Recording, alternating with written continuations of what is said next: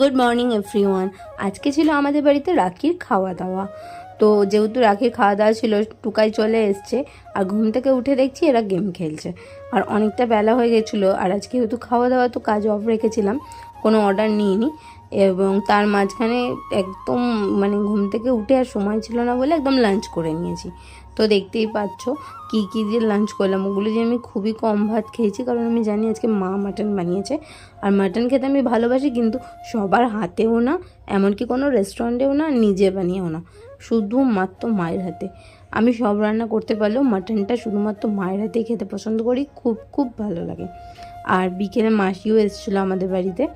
তো মাসি যখন এসছে, আমি মাসিকে বললাম চলো তাহলে আজকে আমি বাইরে থেকে তোমাদেরকে মোমো খাইয়ে আনি। তো মাসি একদমই বিশ্বাস করছিল না যে আমি মোমো খাওয়াতে নিয়ে যাব। তো মাসি বলছে তুই আমাদেরকে মোমো খাওয়াতে নিয়ে যাবি, আর নিয়ে গিয়ে যদি টাকা না দিস তখন আমাদেরকে বাসন দিয়ে বাড়ি আসতে হবে। তো এইসব কথাবার্তা নিয়ে সবাই হাসাহাসি করছিল। আমি বললাম না চলো, আমি খাওয়াবো তোমাদেরকে। তো সেই সব নিয়ে হাসাহাসি করছিল সবাই আমার ওপর। তারপর আমি সবাইকে নিয়ে গেলাম একটা আমাদের বাড়ির কাছে ছোটো মোটো রেস্টুরেন্টে। ওখানে গিয়ে 5 প্লেট মোমো অর্ডার করেছিলাম, আর সবাই ফ্রিতে খেতে চলে এসছে। যাই হোক, মজা করছিলাম।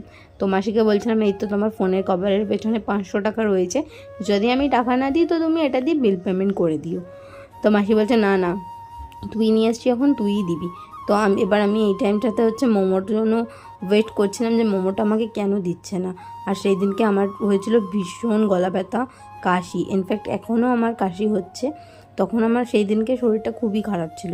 তো আমি বেসিক্যালি মোমোর স্যুপটা খাওয়ার জন্যই গেছিলাম। তো একা যাব তাই আমি সবাইকে নিয়ে গেছিলাম, আর সবাই গেলে বেশ মজা হয়। তো দেখতেই পাচ্ছ আমি মোমোটা একটু খেলাম। সত্যি বলতে অন্য জায়গার মোমোর থেকে এই মোমোটা আমার অতটা ভালো লাগলো না, কিন্তু স্যুপটা ভালো লাগলো। দেখতেই পাচ্ছ স্যুপটা খুবই সুন্দর ছিল। তো আমি 2 পিস মোমো খেয়েছিলাম, আর বাদ বাকি 4 পিস খাইনি। তারপর মাসিরা চলে গেল, আর আমরা এসেছিলাম একটু মিয়ামরে আসার কারণ হচ্ছে সূচনাদির বার্থডে। তো রাত্রি 12টায় বার্থডেটা সেলিব্রেট করা হবে। তো সূচনাদির বর বলেছিল আমি রাত্রির কেকটা টাকা দিয়ে দিচ্ছি, তুমি একটা কেক নিয়ে এসো। তো এটা সারপ্রাইজ দেবো বলে আমরা কেকটা আনতে গেছিলাম।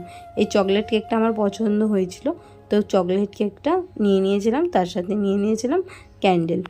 নেওয়া হয়ে গেলে বাড়ির পথে রওনা দিয়েছি।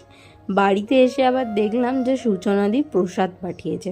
প্রসাদটা কিসের না, প্রসাদটা হচ্ছে সূচনাদির বাড়িতে লোকনাথ পুজো হয়েছে, সেটা হচ্ছে আমার খুব ফেভারেট প্রসাদ। খিচুড়ি, আলুর দম, পটল ভাজা, আলু ভাজা আর আমের দি।